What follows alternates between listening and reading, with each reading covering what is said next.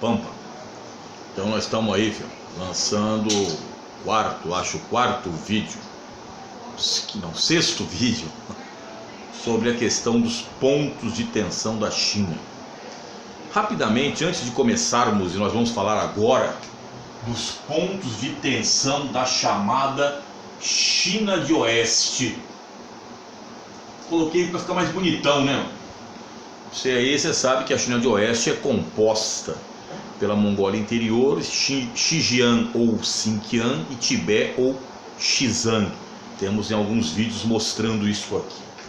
Ora, rapidamente, a China, só para você ter noção, ela tem mais ou menos, a divisão chinesa são 22 províncias, posso estar enganado, sabe que a cabeça não vai ajudando mais com a idade. Então 22 províncias, você tem 5 regiões autônomas, tá? Por isso que o Tibete é chamado Tibete, isso aqui é o Tibete. Se você não sabe, isso aqui é o Tibete. Isso aqui é chamado de Tar, região autônoma tibetana, tá ok? É uma região autônoma da China. Deixa eu dar aquela miguelada aqui na câmera para não ficar muito... Tá bom, beleza. Então, dentre as regiões autônomas você tem aqui como região autônoma Xinjiang ou Xinjiang, a área de tensão, Mongólia Interior, Guangxi e Ningxia, Guangxi e Mongólia Interior, 5 regiões autônomas. Você tem na China também, só para lembrar você aqui que às vezes não sabe, 4 cidades administrativas. São elas Tianjin, Pequim ou Beijing, a capital chinesa, Xangai, a poderosa bolsa de valores chinesa, e Chongqing, onde você encontra a famosa hidrelétrica de Três Gargantas, que gerou um êxodo rural gigantesco. Você perdeu muitas terras ali agricultáveis, gerou uma pressão urbana nas cidades, etc, que você encontra também nos nossos vídeos falando sobre isso. E aqui as 2 regiões administrativas especiais, a SAR, que tem uma autonomia de 50 anos. Hong Kong, que pertencia ao Reino Unido e foi entregue em 97, então teoricamente gozará de alguma autonomia política e econômica até 2047, e Macau, que pertencia a Portugal e que foi transformado em região autônoma em 1999, então em tese terá autonomia política e econômica até 2049. Lembrando que isso aqui será visto num vídeo posterior nosso. Mas então nós temos aqui esta área, Tibete e Xinjiang. Esta área está aqui direto na televisão. Você deve ter visto que o presidente da China, o presidente da China, Xi Jinping, já falamos sobre ele, considerado um dos 3 grandes ali depois da Revolução Chinesa, Mao Tse Tung, Deng Xiaoping, Xi Jinping, está pressionando cada vez mais ali aquela minoria dos uigures. Para que você saiba, você tem uma cidade aqui que é a capital, chamada Urumqi. Urumqi tem mais ou menos 2,1 milhão de habitantes. Esta área de Xinjiang, que tem uma área aí que ultrapassa 1,5 milhão de quilômetros quadrados, ou Xinjiang, você tem uma população de 8,7 milhões de habitantes nessa área. É um vazio demográfico, filho. Assim como o Tibete. O Tibete tem 3 milhões, vamos arredondar aqui, 3,2 milhões de habitantes. Tem uma densidade demográfica baixíssima, de 2,5 habitantes por quilômetro quadrado. A capital é Lhasa. Quando o Tibete era independente, Lhasa era a capital mais elevada do planeta na época, né? Ficava a 4.600 metros de altitude, mais ou menos em média, no Planalto do Tibete, onde ali nós temos os Himalaias ou a Cordilheira do Himalaia. E lembrando que esta região é uma região inóspita, região de desertos, região de desfiladeiros, região onde você encontra ali grandes dobramentos recentes ali na China, Região que você tem o Himalaia aqui, você tem aqui um círculo de cordilheiras aqui, que vai do Hindu Kush, Karakorum, Tian Shan, Pamir e Kunlun. Então faz um arco gigantesco de grandes montanhas. Por isso muitas vezes a dificuldade naquela região. E já falamos em vídeos anteriores que no Tibete há pouco tempo atrás aconteceu, naquela região ali próximo ao Tibete, aconteceu ali a disputa da Índia, tem uns 3 semanas mais ou menos, da Índia com a China no Vale do Ladakh. Ora, aqui em Xinjiang, ou Xinjiang, você tem muçulmanos, uigures muçulmanos. Os uigures são de origem turcomena. Lembrando aos senhores e senhoritas o seguinte, filho: ali na Ásia, ali nessa região da China, que é o noroeste chinês mais no oeste, você tem as fronteiras com a Ásia Central. Se você não lembra, a Ásia Central, ela é composta de ex-repúblicas soviéticas turquestânicas. Se você também não lembra, ela é predominantemente muçulmana. Então os uigures são muçulmanos. E as religiões incomodam sobremaneira o governo chinês. Lembrando que a China não é laica, a China é um estado ateu, é diferente a situação. O estado laico você tem liberdade religiosa, o estado ateu, não é? Você não tem religião. Religião é considerada, segundo alguns, o ópio do povo. Aí depois veio a teologia da libertação aqui no Brasil e falou: o povo sofre tanto que precisa de alguma coisa para o seu refrigério. Mas isso o seu professor de história vai falar sobre a teologia da libertação aqui no Brasil e no mundo também. Mas não é o que nos interessa aqui agora. Mas voltando aqui. Então, quem sabe um dia uma lousa da lenda aqui. Então, Xinjiang, Tibete. O Tibete, na realidade, essa região aqui pertence à China, maior que o Tibete. O Tibete tem uma área de 1,2 milhões de quilômetros quadrados.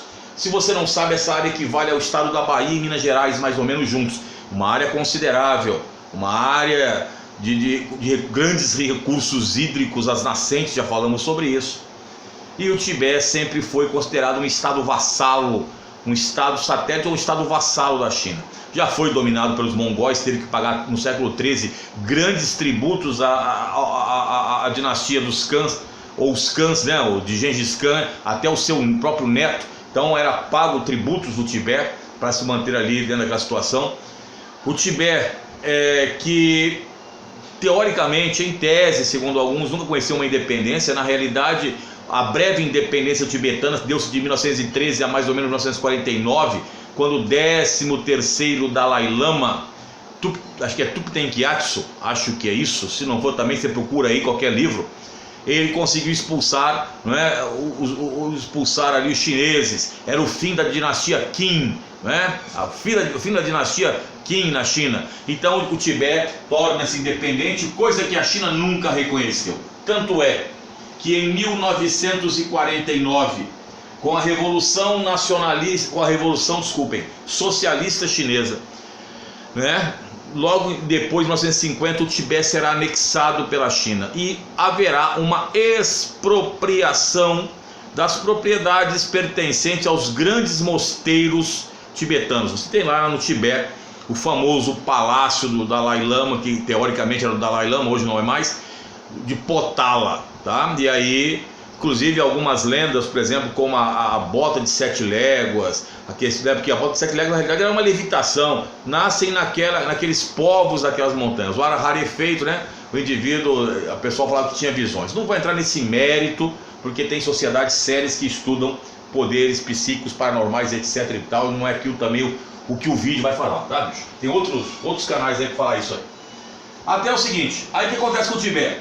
O Tibete vai sendo pressionado pelo governo chinês até que no finalzinho da década de 50, mais precisamente em 59 e 60, acontece a revolta dos monges. Os monges se revoltam contra o grande exército chinês. Aí não dá certo, né, filhão? Aí, meu amigo, aí a treta tá arrumada e aí novamente, não é? Tsen Gyatso, é isso o nome do Dalai Lama, o 14º Dalai Lama, acho que é isso. O 14º Dalai Lama atual, que nasceu em 1935 na região do Tibete, foi reconhecido como sucessor, o Tulku, o sucessor do 13º Dalai Lama em 37, tá ok? e aí ele vai para o título de Lama, Dalai Lama em 1950, e aí ele vai ter seus preceptores. Então o Dalai Lama, que é o atual que está vivo aí, foge do Tibete, vai e está hoje em Dharamsala, uma cidade pequena, uma região pequena com poucos, 30, 40 mil habitantes, se tiver ali, no palácio dele ali. Ele é o Dalai Lama, é o líder espiritual do Tibete, ele tem um estado, não é? É um estado quase teocrático de sua santidade Dalai Lama, tá? Então você tem um governo tibetano fora do Tibete, o governo em exílio, que a China muitas vezes pressiona países quando recebem o Dalai Lama como chefe de estado. Vamos lembrar a você uma coisa: Dalai Lama veio ao Brasil e na época era o governo, desculpem, de Fernando Henrique Cardoso. E se não me falha a memória, porque a memória já não me ajuda muito, o Dalai Lama iria ser recebido pelo presidente da República, e a China disse o seguinte: se o Dalai Lama for recebido pelo presidente da República, estremecerá a relação Brasil-China, etc. A questão já estava começando a ficar cada vez mais intensa. Ora, o que acontece? Vocês não devem lembrar, mas havia um líder do Senado, o Antônio Carlos Magalhães, chamado de Toninho Malvadeza, grande líder baiano, que então faz uma festa na sua casa. Ele era líder do Senado, convida o Dalai Lama, aí o presidente está lá, mas não era uma festa oficial, era uma festa feita pelo presidente do Senado, na sua casa, onde ele convidou o Dalai Lama. O Dalai Lama atual sempre buscando, né, os fóruns globais, a união da ciência com a espiritualidade. Interessante, fez vários livros aí, tem alguns livros, sempre em fóruns, em discussões globais altamente interessantes. E o Dalai Lama sempre falava da questão do Tibete, tanto é que aqui em Xinjiang, os uigures reclamavam, ou melhor, eles ressentem-se da falta de um líder do calibre do Dalai Lama.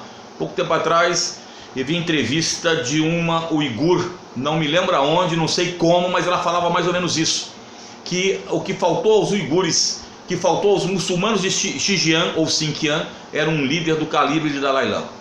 Ao que parece agora, Xi Jinping está fazendo entre aspas, a conversão, ou seja, reeducando os muçulmanos, porque a religião incomoda sobremaneira o governo chinês. O Dalai Lama, por sua vez, ele está no exílio, não é? Ele anda pelo mundo, é recebido pelo mundo. Ele já falou que não queria mais o Tibete não precisaria ficar mais como algo independente, mas que recebesse maior quantidade de verbas. Tanto é que a China vem investindo cada vez mais dentro da região do Tibete. O Tibete teve um crescimento na última década de 12% de economia. Você vai na Lhasa, por exemplo, uma cidade que é uma cidade histórica para o budismo tibetano, e você vê ali já grandes obras construídas. Lhasa, entre aspas, está na era da Coca-Cola, está na era do Starbucks, então você encontra pessoas ainda vivenciando uma vida que é realmente idílica, uma vida diferenciada, por exemplo, dessa vida urbana. E a urbanização está indo, e se constrói então aeroportos, construindo ferrovias para integrar o Tibete. Só para você ter noção, lá no Tibete você tem 3.200.000 habitantes, você recebe por ano 35 milhões de turistas. Tudo bem que a maioria é chinês, não é? Quase 95% que vão para o Tibete ali são chineses.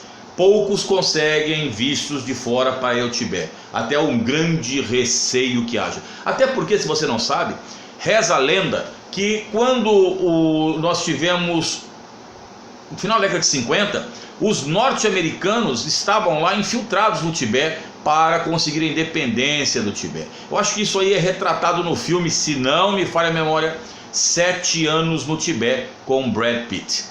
Então o Tibete hoje, ele é esta área aqui que está vivenciando, as desigualdades são gigantescas, uma desigualdade muito grande, porque você tem uma vida quase medieval e também uma vida altamente urbanizada, e isso está trazendo problemas dentro da população tibetana, além de você estar levando um grande número de chineses da etnia Han. Lembrando que também tem chineses da etnia Han, que é uma minoria, tá? Han não é Rin, que você tem Rin, H-I-N, Rin. E Xinjiang ou Xinjiang, não é? Então aí, há pouco tempo atrás, tivemos até uma entrevista do embaixador chinês quando foi perguntado numa revista aí sobre os campos de concentração que você tem levando os muçulmanos, e ele desviou o assunto. Ele não fala que são campos de concentração, é campo de reeducação. Então, aconselhamos vocês a estarem sempre ligados no Tibete e Xinjiang. É uma área de conflito, né? Aqui na área central, inóspita, desertos, altas montanhas, clima frio, clima desértico, gás e petróleo, indústrias estratégicas como petroquímicas, indústria bélica, a hidrogeopolítica do Tibete, o domínio das águas, a casa de tesouros do oeste, tudo aquilo, porque poderá ser pedido em provas para vocês. Cola conosco, fião, dá aquele joinha, seja bastante falso, compartilhe esse vídeo, compartilhe o link para ver se o canal cresce, porque esse canal tá aparecendo aqueles bolos sem fermento, mano, tá solado. Já Elvis, e deixa Dilson, para com Wilson e vamos Nelson, que é legal a Belson.